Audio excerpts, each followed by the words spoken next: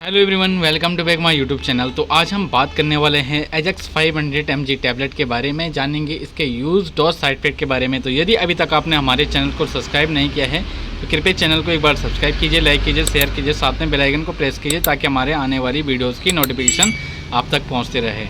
तो Ajax 500 mg tablet जो कि रैनबैक्सी कंपनी के द्वारा बनाया जाता है, और इसकी पैकेजिंग के बारे में बात करें, इस तरह से इसकी पैकेजिंग होती है। इसके अंदर 3 गोलियां होती हैं। और अब इसके एमआरपी के बारे में बात करें तो 79 रुपीज़ के लगभग में आपको इसकी 3 गोलियां मिल जाती हैं।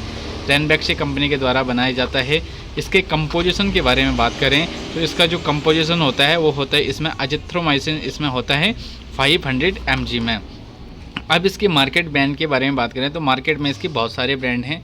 एजिथ्राल 500 मिल जाती है, एजी 500 मिल जाती है, और बहुत सारे इसके मार्केट में ब्रांड है। तो आप इसका कंपोजिशन देके आप इस दवा को ख़रीद सकते हैं। अब इसकी मैकेनिज्म ऑफ एक्शन के बारे में बात करें तो ये दवा किस प्रकार से कार्य करती है, तो ये एक एंटीबायोटिक मैक्रोलाइटिक ग्रुप की एक एंटीबायोटिक दवाई होती है जो बैक्टीरिया के सेल वॉल के सिंथेसिस को रोक देती है। यानी कि हमारे बॉडी में जो बैक्टीरिया के संक्रमण होते हैं उसको किल करने का, उसको मारने का कार्य करती है, यानी कि बैक्टीरिया को संक्रमण को रोकती है। अब इसके यूज़ के बारे में बात करें तो इसके बहुत सारे यूज होते हैं। सबसे पहले इसका यूज किया जाता है निमोनिया में। निमोनिया में जब हमारे लंग्स में कफ जम जाता है, उस कंडीशन में बहुत ज़्यादा मात्रा में खांसी होती है, सांस लेने में दिक्कत होती है, तो उस कंडीशन में इसका प्रयोग किया जाता है। तो जब भी आपको तेज़ी से खांसी होती है और गले में दर्द होता है तो उस कंडीशन में इसका प्रयोग किया जाता है। टॉन्सिलाइटिस में इसका प्रयोग किया जाता है। जब भी टॉन्सिल वगैरह होते हैं तो उस कंडीशन में इसका प्रयोग किया जाता है। गले के संक्रमण में इसका प्रयोग किया जाता है। जब भी गले में दर्द वगैरह होता है तो उस कंडीशन में इसका प्रयोग किया जाता है।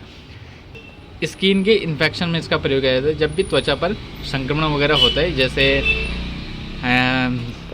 पिंपल्स वगैरह बनते हैं, तो उस कंडीशन में पिंपल्स वगैरह बनते हैं, उससे दाने से पस जैसी फॉर्मेशन निकलती है, तो उस कंडीशन में भी इसका प्रयोग किया जाता है। यानी कि आप इसका प्रयोग मेनिंजाइटिस में भी कर सकते हैं। जब भी मेनिंजाइटिस, दिमागी बुखार जिसको बोलते हैं, जब भी वो हो जाता है तो उस कंडीशन में इसका प्रयोग किया जाता है। टाइफाइड फीवर में सबसे ज़्यादा इसका प्रयोग किया जाता है। जब भी टाइफाइड फीवर होता है तो उस कंडीशन में डॉक्टर द्वारा इसका प्रयोग किया जाता है। यानी कि बुखार, खांसी और नॉर्मल बैक्टीरियल संक्रमण होने पे आप इसका प्रयोग कर सकते हैं। निमोनिया और मेनिंजाइटिस में आप इसका प्रयोग कर सकते हैं। और भी जितने बैक्टीरियल संक्रमण होते हैं तो डॉक्टर पेशेंट के कंडीशन के अनुसार इस एंटीबायोटिक का प्रयोग कर सकता है। अब इसके डोज के बारे में बात करें तो अजिथ्रोमाइसिन 250 mg में भी आती है और 500 mg में आती है। तो 500 mg एडल्ट में इसका प्रयोग किया जाता है। तो एक गोली इसको रात को लेने की सलाह जाती है, या दिन में एक गोली खाने के बाद इसको लेने की सलाह दी जाती है। एक दिन में सिर्फ एक ही गोली इसको लेनी होती है, क्योंकि 3 गोली इसके अंदर आती है, तो 3 दिन की दवाई इसके अंदर होती है। तो आप एक गोली एक दिन में एक बार ले सकते हैं। अब इसके साइड इफेक्ट के बारे में बात करें तो एंटीबायोटिक दवाएं जितनी भी होती है उनके कुछ ना कुछ साइड इफेक्ट होते हैं। तो साइड इफेक्ट के बारे में बात करें तो नोज़िया हो सकती है, वॉमिटिंग हो सकती है, हेडेक हो सकता है, स्किन रैशेस हो सकते हैं, और इसको लेने के बाद हल्का सा चक्कर जैसा महसूस हो सकता है, डायरिया हो सकता है, डायरिया जैसी कंडीशन हो सकती है।